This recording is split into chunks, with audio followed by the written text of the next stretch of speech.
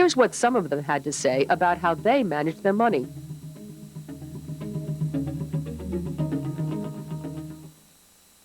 You have to make sure the main bills are paid. You just can't just get the money and say, well, I think I have to pay this, I think I have to pay that. No, you have to write down all the things that has to be paid: rent, gas and electric, telephone bill, cable, all these things. You know, if you don't pay it, they'll cut it off. So the main thing, pay all your main bills, and you know, you write it down, you itemize it, and then you'll know what you have left over.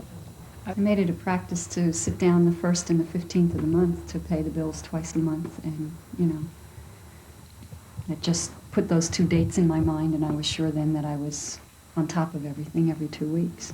Personally, I float a certain amount of money in the checking account for emergencies, and I'm only paid once a month, so it's very difficult to manage. But I float these X number of dollars, so if the car breaks down or needs a new battery or something, I use that up. But then I've got to make that money back to that account. So I literally borrow from myself. And I'm not going in to any of my savings. I have the mental frame of mind that it's only my checking account money that I'm going after.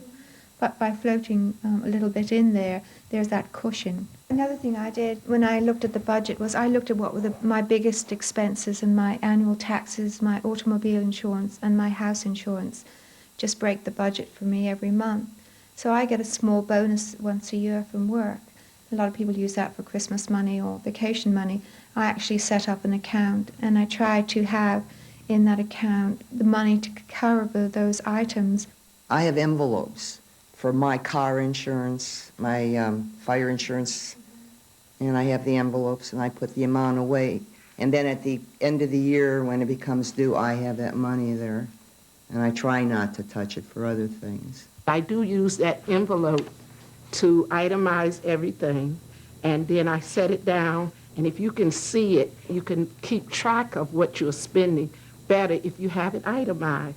And when I add it all up, whatever I have left, then I try to put that in my checking to help pay the bills. So that's my system, and it kind of works for me. You really want to figure out what you've spent over the year, and if you keep all your receipts and you keep all your records, then you have an idea what you're going to have to spend next year.